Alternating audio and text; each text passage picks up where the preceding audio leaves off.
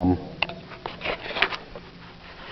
fact that I can tell by the emails that I had sent throughout the three and a half years, and then at one point they got blocked. You know,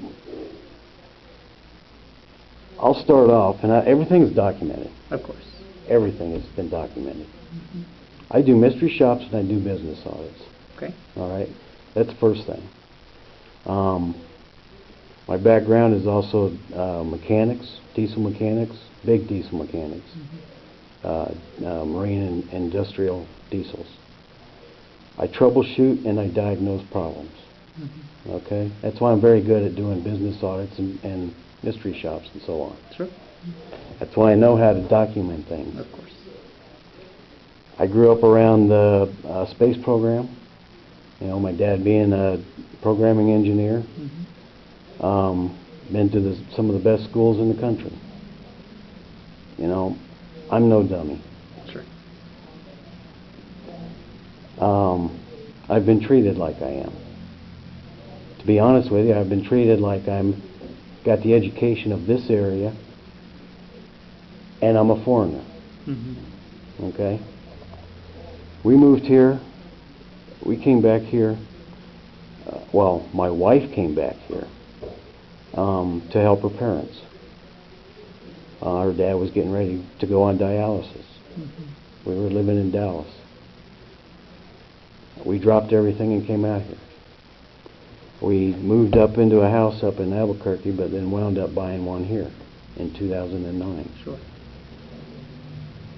The whole thing with the house in itself is a nightmare. It's full of fraud and forgery, and I'm still fighting the state with it right now. So we move into the house. We get the house. I get the keys. I come into the city to ask about water. They won't turn water on because of the fact, and you've already known about this one, I think. I know you changed the process there a little while, 3 years ago. Sure. With we've never had water service here, and then yet we got refused water service because of the previous owner. Okay, brand new owners to the house, brand new into the city, never have any, you know, accounts with you guys, and here we are being refused. That's what started this whole mess. Okay? Prior to moving here, I was having some medical issues, trying to get figured out what was going on. Before me and my wife got married in 2008, we bought the house December 2009. December 2007, I was over at Presbyterian Christmas day after Christmas. I was diagnosed with diverticulitis and pancreatitis at the same time. I've been fighting the diverticulitis ever since. With that, I've also had some kind of a thyroid issue. Okay? Most people do have some thyroid issue. Period. My stepdaughter is a UNM pharmacy tech at the hospital.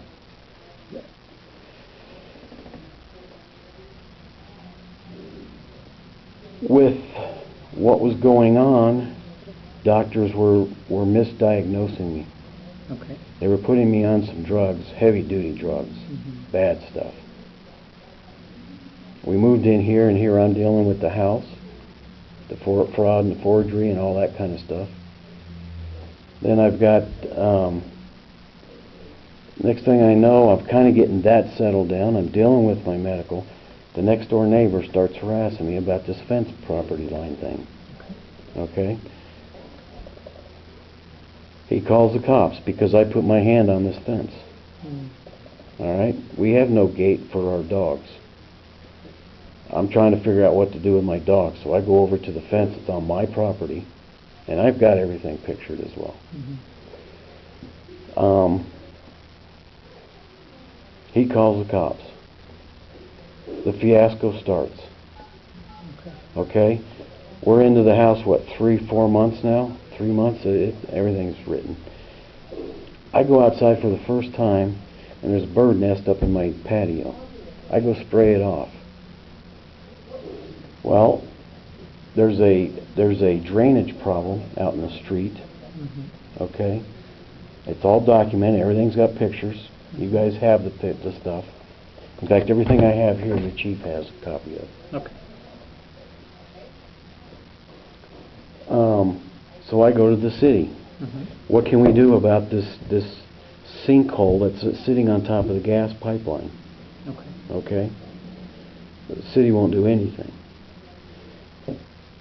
Then there's the neighbor used to pour concrete for a living. Well, if you ever show up over at my house, you'll understand this whole property thing, and him pouring concrete and taking. Eventually, he got 4 feet 2 inches of my property. I see. Okay, and this fence was moved over here.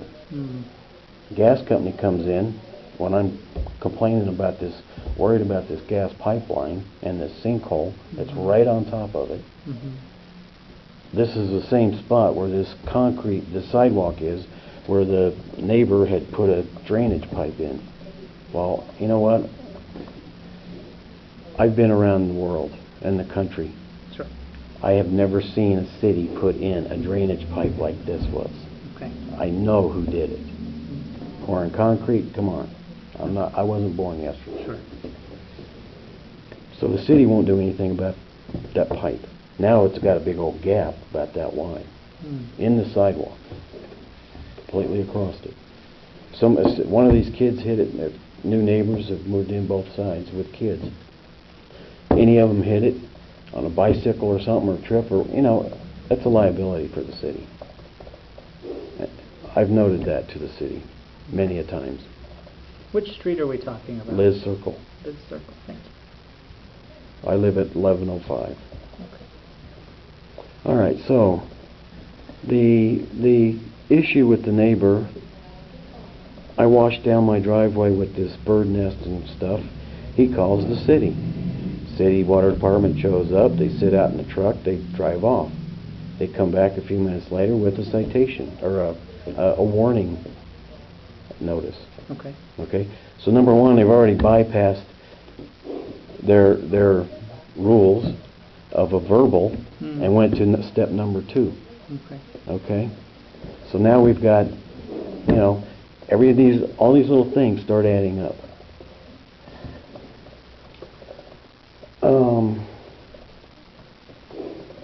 The issues began with Fred, the next door neighbor, calling the cops for any little thing that he didn't like I did. The cops started siding with him. Okay. The one main cop is Joseph Chavez. Okay. There's a problem child right there. I don't care whose pet he is or whatever. I'm telling you, he's a problem child. And we'll get to that in a minute. Okay. So you got Chavez is basically showing up most of the times. Okay? And he's doing some reports and some not. Okay? When this first started, I told Fred and about 4 of your cops that was over there, because I was putting a security camera up on my property, on my house, for the opening, because I didn't have a gate. Okay. I got $200,000 worth of tools and equipment. Of course. There's such a high rate of crime here. Nobody's getting into my stuff if I can stop it. Okay. You can ask the chief as well. He calls the cops because he's thinking I'm sitting there checking out everything in his place and stuff. Well, the first thing I said to him, and I said to your 4 cops, Chavez being one of them, I says, you guys are harassing me. This is pure harassment. If you keep it up, I'm going to file charges against all of you. Okay. All right? I then came to the city. Mary Baca, Lucy Baca, whatever position she has, I don't know. I went to her, and I told her I wanted a meeting with the mayor. I wanted a meeting with her and some other people and the chief. Okay. And at the time, it was Mike Chavez was the chief. We had a meeting right here. I told him what was going on. I said, this is harassment. It's pure and simple. I want it stopped. the chief suggested that we have a meeting with my next door neighbor and his wife. Let's do it. A couple, 3 days later, I don't remember, I don't have it documented. I didn't think it was going to turn out to this. We had a meeting right here, the four of us, the chief and the two neighbors. Sure. Everything seemed to be cool. Okay? Next thing I know, he's gone. The chief is gone. Yeah. Now you got a new chief in here. Or you had no chief, but acting, but... Sure. All right. Nobody knows about the agreement that we had. It's very apparent. Everything just seemed to be calm in the aspect with the neighbor until the middle of 2012. In the meantime, I start walking my dogs. They're leashed and they're harnessed. Problem is this city has such a high rate of loose dogs running around here. And with my feet, I can't run. Okay. I have neuropathy and neuroma in both feet. I've got bone spurs. At the time, I had an Achilles something, can't even think of the name of it. I could hardly even walk, and there was days I couldn't walk. But I was walking my dogs up on Mesa Road along the ditch bank. Okay, and the first nightmare was Ulibarri. All right? Okay. From that point on, I got a taste of what's going on in this city with this collusion and corruption. Okay. From police, fire chief, your current judge as well. Long story short, Ulibarri's seemed to keep their dogs running loose. They got cited. We showed up here in court. You had a police officer, your security officer, and the fire chief showed up as witnesses. They were all subpoenaed, as well as me for the city as witnesses, as well as your animal control officer. Okay. This is when you had the court right here. We all go in there. Animal control officer has his thing. Ulibarri says his thing. Then the judge asks about the witnesses. I tell my story. Then you have a police officer.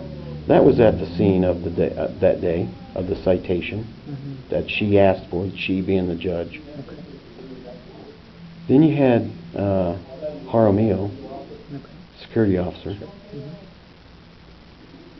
standing there in the courtroom under oath, sat there and said he did not see any violation going on. Well, guess what? He wasn't even there that day. All right. The other issue I have with him is on a Monday when your animal control officer is off.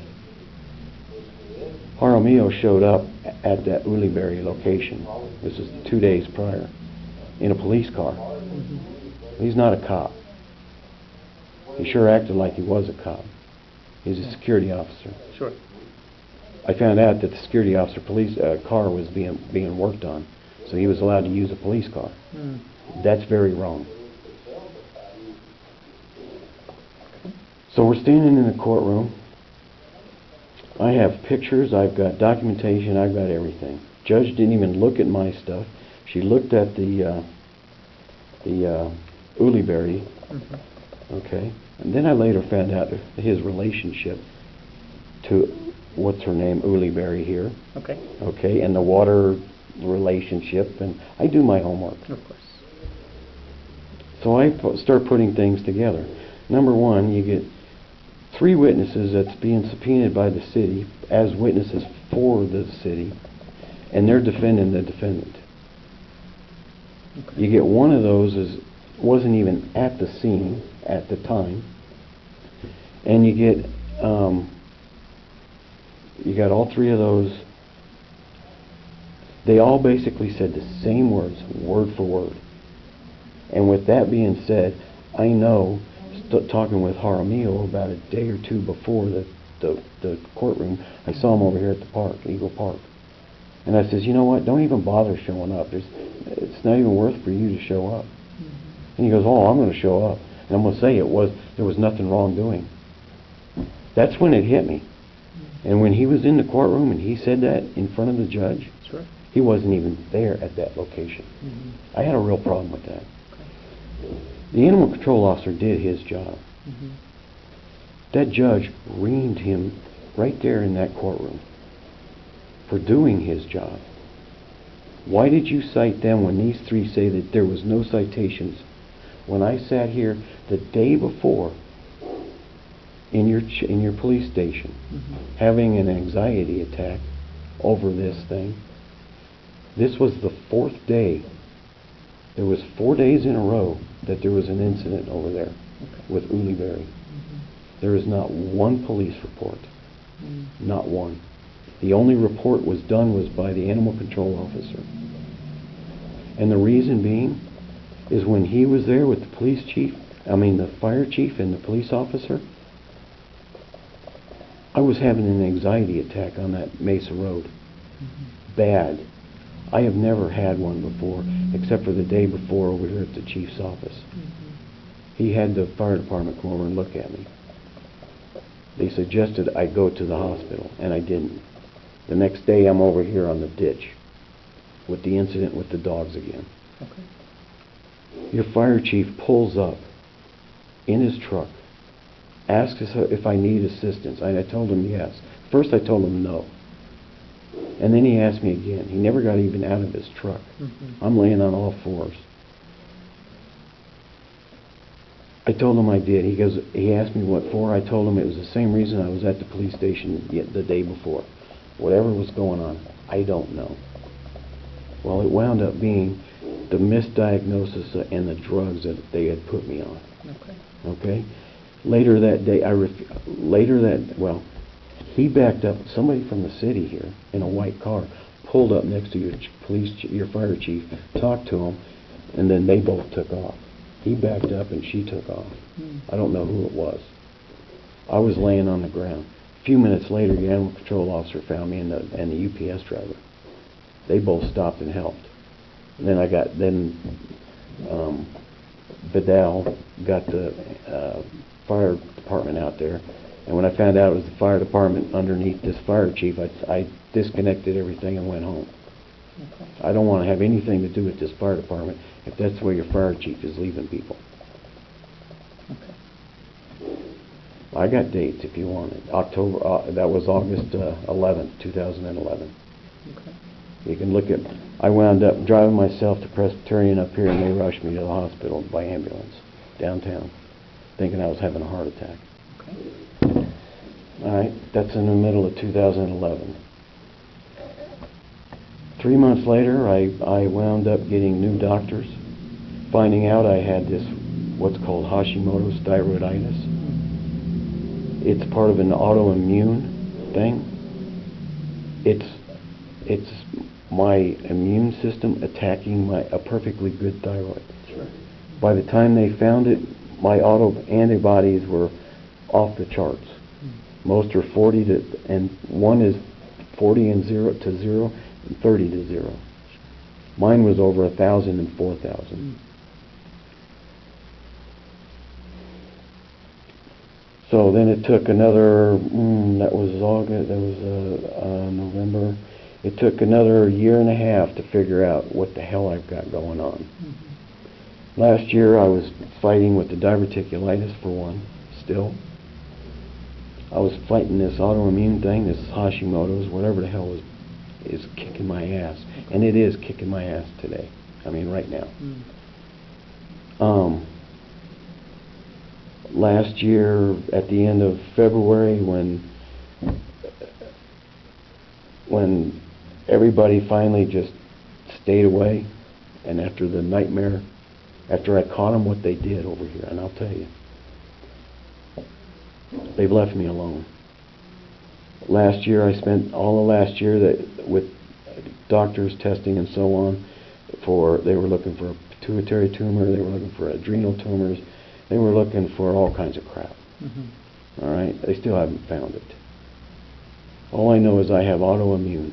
It's attacking my body like crazy. Mm-hmm. There's no cures for it. It just keeps attacking organs. Sure. Okay? I look healthy. I look fine. Sure. All right? So now we come into a couple of issues. This harassment thing with the cops is unbelievable. Mm-hmm. They backed off because they know I've got everything documented.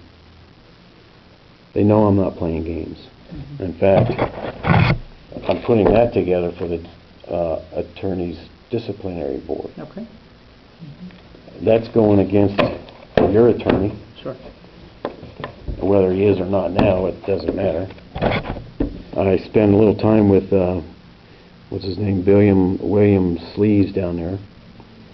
I'm filing against the Gary King, the district attorney here, Lemuel Martinez, for their lack of, number one, the practice that they have over here at this magistrate office, this court, having cops being allowed to prosecute cases.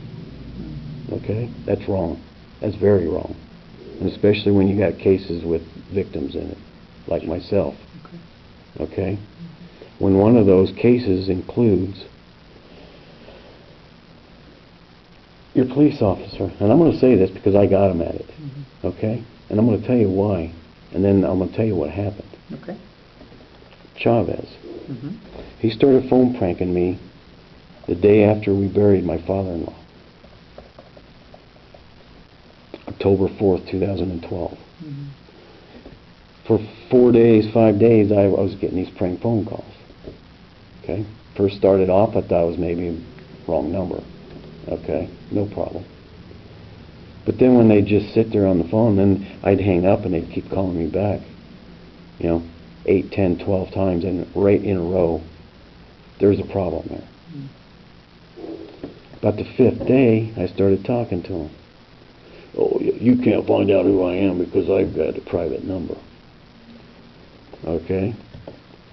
I went home. I set me up an 800 number, knowing that by federal law, an 800 number has to generate a number that's being called to. That's being called to it. Okay? I set myself up the 800 number, and in doing so, whenever a call would go through to it, I would get an email with the information. Okay? I set it up that night. The next day I was over here, I was subpoenaed for Miss Sanchez up on Mesa Road, Okay. the old lady, Sure.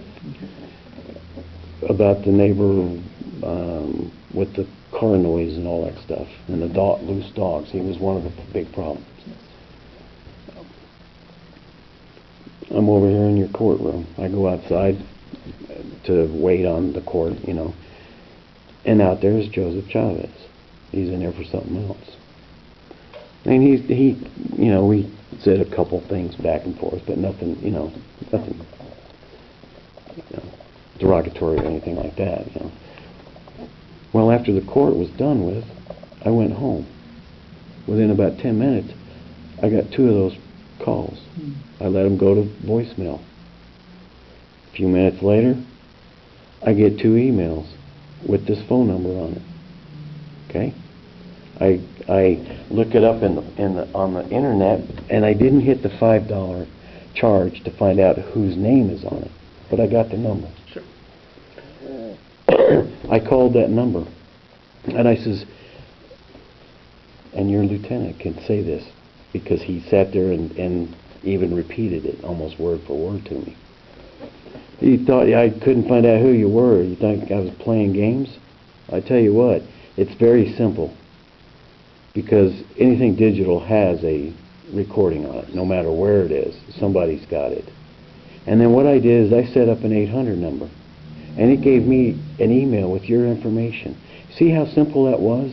Don't challenge me to something like that, because I'll do it. I'll meet you on it, dude. I think I called him 2 times and left a message. Okay? I gather my information up. I come down here to the police station. I'm going to report it. I came to the chief's office. He wasn't here. It was the day that those kids made those threats or whatever happened at the intermediate school. Okay? So I came back later that day. He goes, oh, it's interesting that you're here. I've got something to talk to you about. Okay. I laid out the paperwork and what I had there. Okay. He went over to his computer, looked up, and he comes back over and he goes, well, it's interesting that you got this because one of my officers said that you phone called him today. I says, well, you know, the only person that I phone called today was the person that was phone harassing me for 5 days. And today's the 6th day. I says, that's the only person I made a phone call to, and I left 2 messages.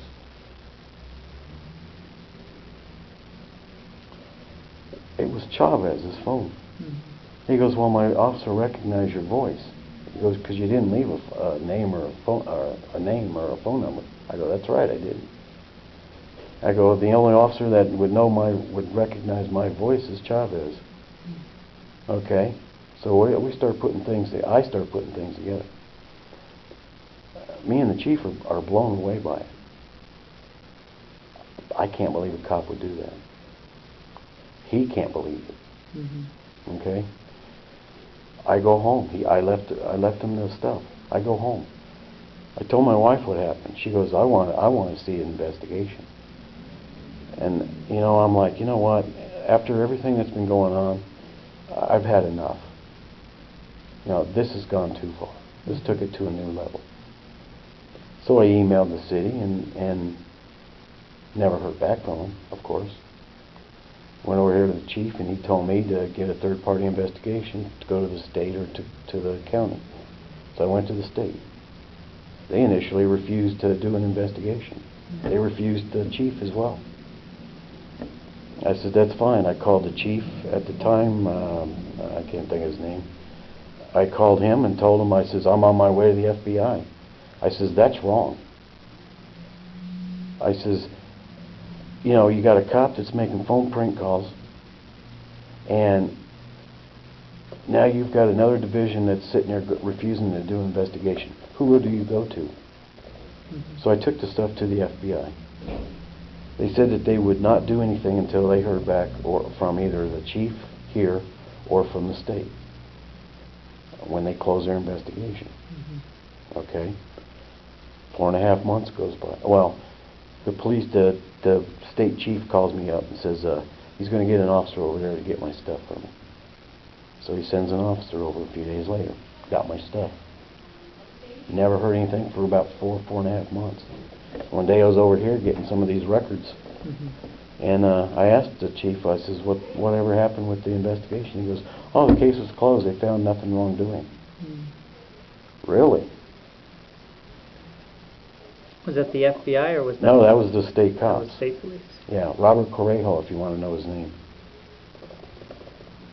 So I went to Robert Correjo's lieutenant. I told him that's wrong. I says, I got the evidence right here. I've got it. Literally, I've got it right here on Chavez. Okay? So and then I called and spoke with Major Weaver in Internal Affairs at the state police. They turned around and opened up, they reopened the investigation. Robert Correjo got it to where they got Joseph Chavez's brother, Michael Chavez, to take the fall for it. The phone comes back registered to their mom. Okay? They own Cox Tire Company. Alright? The thing with Cox Tire Company is that's one of the locations that I've done